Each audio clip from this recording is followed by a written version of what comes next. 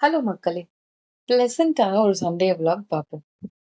இன்னைக்கு சண்டேங்கிறதுனால, என்னுடைய மாமனார் தான் பிரேக்ஃபாஸ்ட் பண்றாங்க. யூசுவலாவே மோஸ்ட் ஆஃப் த சண்டேஸ்ல அவர் தான் பிரேக்ஃபாஸ்ட் பண்ணுவாரு. அவர் பண்ற பர்மிங் ஸ்டைல் நூடுல்ஸ் ரொம்பவே நல்லாருக்கும். என் ஹஸ்பண்ட் தான் இன்னைக்கு லஞ்சும் பண்ண போறாங்க. ஸோ நான் வெட்டிங்கிறதுனால செடியெல்லாம் எப்படி இருக்குன்னு பார்க்க வந்தேன்.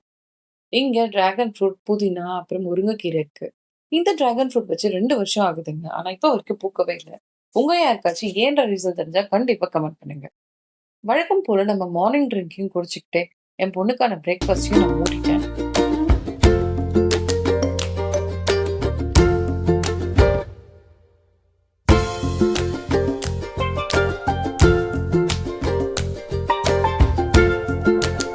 இந்த பபிள்ஸ் கேம் யாருக்கெல்லாம் பிடிக்கும்னு கண்டிப்பா கமெண்ட் பண்ணுங்க. எனக்கு ரொம்பவே பிடிக்கும். சின்ன வயசுல இத ஆசையா வாங்கிட்டு, இந்த லிக்விட கடகடன்னு காலி பண்ணிட்டு, அதுக்கப்புறமா டிட்டர்ஜென்ட், சோப்பெல்லாம் ஊத்தி, இதே மாதிரி பபிள் வருதான்னு பார்த்தா கண்டிப்பா வராது. பட் இதெல்லாம் பண்ணிட்டு இருப்போம். அது அவ்ளோ ஜாலியா இருக்கும். என் பொண்ணு இத ரொம்பவே என்ஜாய் பண்ணா. எங்க பிரியாணிக்கான பிரிப்பரேஷன் ஒர்க் எல்லாத்தையுமே என் ஹஸ்பண்ட் பண்ணிட்டாங்க. ஸோ நம்ப வெட்டி தான் அப்படிங்கிறதுனால, கொஞ்சம் புதினாவையாச்சும் கிள்ளி குடுப்போம்னு புதினா கிள்ளிட்டு இருந்தேங்க. பிரியாணிக்கு எப்பயுமே வெங்காயத்த நல்லா வதக்குறது ரொம்ப முக்கியம். ஸோ எண்ணெய் ஊத்திட்டு, வெங்காயத்தையும் நல்லாவே வதக்கிக்கிட்டு இருந்தாங்க. இந்த வெங்காயம் நல்லா வதங்குற இந்த ஸ்டேஜ்ல, இஞ்சி பேஸ்ட்டையும் போட்டு வதக்கணும். என் பொண்ணுக்கு பிரியாணி மாதிரி ஏதாச்சும் செய்வோம் அப்படிங்கிறதுனால, அவளுக்கு கொஞ்சம் எண்ணெய் ஊத்திட்டு, சோம்பு போட்டுட்டு, ஒரு கிராம்பு, ஒரே ஒரு ஏலக்காய் மட்டும் போட்டிருக்கேன். அது வதங்கிக்கிட்டே இருக்கு. இங்க பார்த்தீங்கன்னா, இஞ்சி பேஸ்ட்டையும் போட்டு வதக்குறாங்க.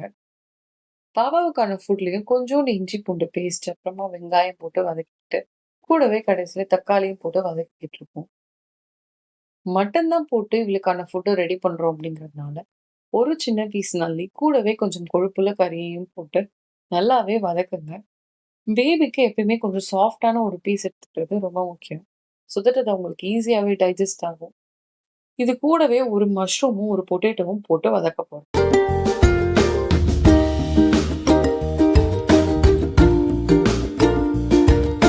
இங்க பார்த்தீங்கன்னா, வெங்காயமும், இஞ்சியும் நல்லாவே வதங்கிருச்சு.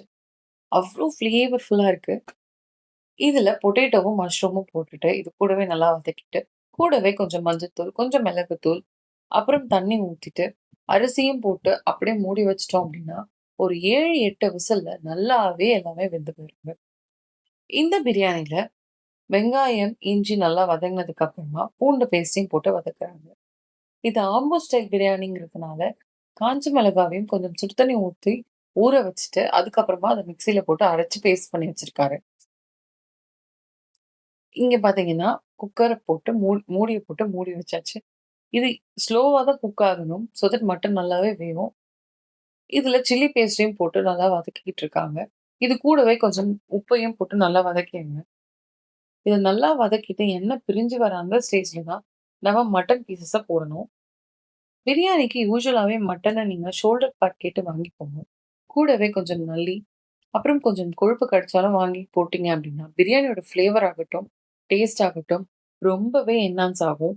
அவ்ளோ ஃப்ளேவர்ஃபுல்லான பிரியாணி உங்களுக்கு கிடைக்கும். மட்டன் ரொம்பவே சாஃப்ட்டா இருந்தது. இந்த மாதிரி கொஞ்சம் நல்ல மட்டனா வாங்கி போட்டீங்க அப்படின்னா தான் பிரியாணி ரொம்ப டேஸ்ட்டா இருக்கும். ஸோ பார்த்து வாங்கிக்கோங்க மட்டன்.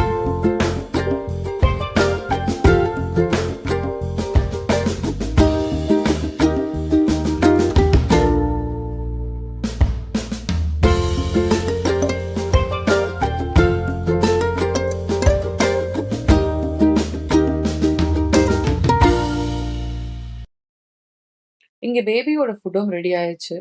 இந்த ஃபுட்டு ரொம்ப டேஸ்ட்டா இருந்தது. உங்க பாப்பா கொஞ்சம் காரம் சாப்பிடுவாங்க அப்படின்னா, நீங்க மிளகாய் பொடியும் கொஞ்சம் ஆட் பண்ணிக்கலாம். என் பொண்ணுக்கு எப்பவுமே மிளகு தூள் தான் நான் குடுக்குறேன். இன்னும் மிளகாய் பொடி அவ்வளவா நான் யூஸ் பண்ணல. அதனால மிளகு தூள் மட்டும் தான் போட்டு பண்ணேன். அவ இது ரொம்பவே விரும்பி சாப்பிட்டா. கூட கொஞ்சம் நெய்யும் ஆட் பண்ணியிருக்கேன். இத நல்லா பெசஞ்சு குடுத்தீங்க அப்படின்னா, பாப்பாங்க ரொம்பவே ஆசையா சாப்பிடுவாங்க. இங்க நமக்கான பிரியாணியும் ரெடி ஆயிருச்சு. இந்த பிரியாணில பார்த்தீங்கன்னா, காரமாகட்டும், உப்பாகட்டும், புளிப்பு, எண்ணெய், அரிசியோட வெந்த விதம், மட்டன் வெந்த விதம் எல்லாமே சூப்பரா இருந்துச்சு. நான் சும்மாலாம் சொல்லல. நிஜமாவே பிரியாணி ரொம்ப நல்லா இருந்தது. வாரம் ஃபுல்லா சமைக்கிற நமக்கு இந்த மாதிரி ஒரு நாள் ஹஸ்பண்ட் சமைச்சு குடுத்தாங்க.